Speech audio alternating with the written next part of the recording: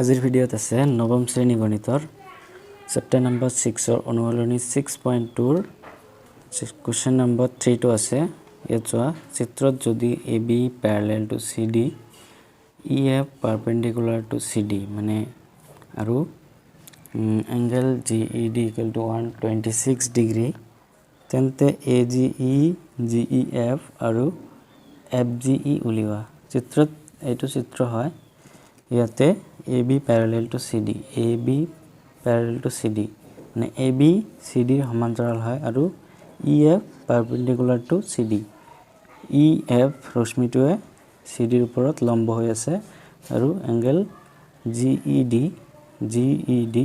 এইটো কোণ আমাক দিয়া আছে 126 ডিগ্ৰী। তেন্তে AGE এইটো কোণ, GEF এইটো কোণ আৰু FGE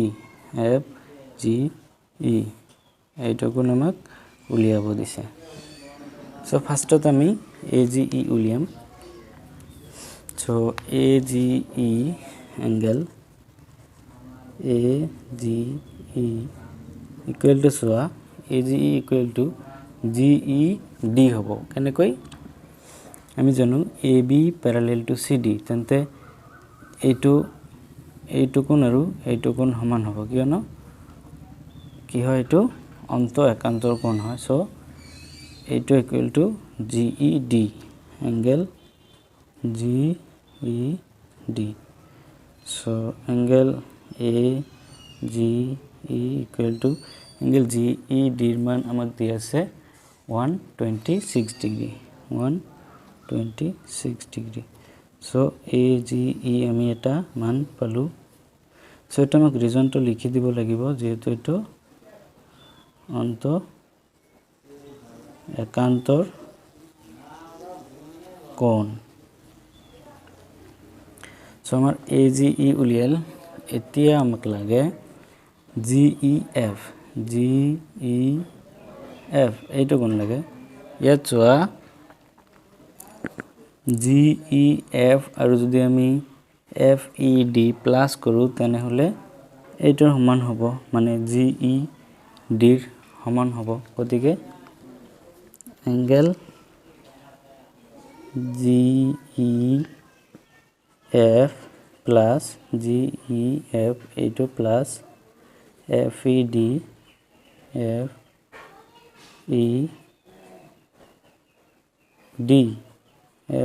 angle FED equal to কাৰ সমান হ'ব, GED ৰ সমান, এংগল GED। সো ইয়াতে আমাক কিহৰ মান উলিয়াব দিছে, GEF angle GEF plus angle FED এইটোৰ মান আমি জানো, এইটো হ'ব আমাৰ 90 ডিগ্ৰী, কিয়নো EF পাৰপেণ্ডিকুলাৰ টু CD মানে যেহেতু EF টো CD ৰ ওপৰত লম্ব হৈ আছে, গতিকে এইটো 90 ডিগ্ৰী হ'ব। So 90 degree equal to GED ৰ মান আমি দি আছে 126 ডিগ্ৰী। সো এংগল GEF 90 টো এইফালে লৈ গ'লে 126 ডিগ্ৰী মাইনাছ 90, যেহেতু এইবাৰ প্লাছ হৈ আছে এইফালে গ'লে 90 মাইনাছৰ হৈ যাব। সো তেনেহ'লে কিমান আহিব, 126 ৰ পৰা এংগল GEF ইকুৱেল টু 126 ৰ পৰা 90 মাইনাছ কৰিলে আমাৰ থাকিব 34 ডিগ্ৰী। সো আমি দুটা পালোঁ, GEF আৰু AGE দুটামান পালোঁ, আৰু এটা লাগে FGE এইটো মান লাগে।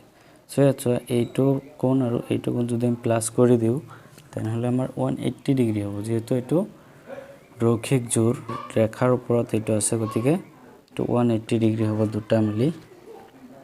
সো এংগল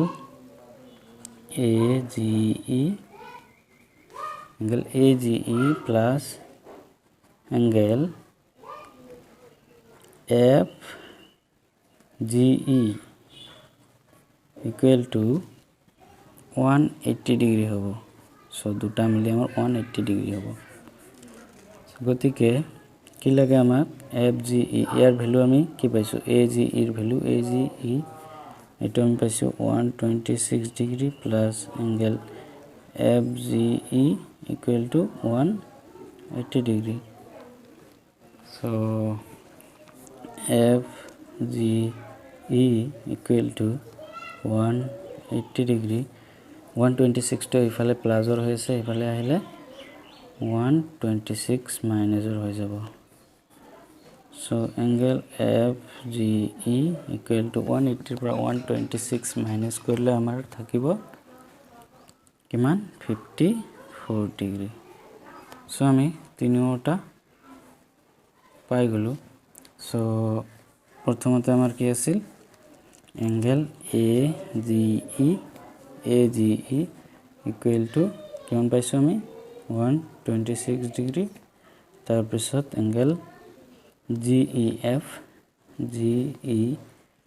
equal to পাইছো আমি 34 ডিগ্ৰী আৰু angle FGE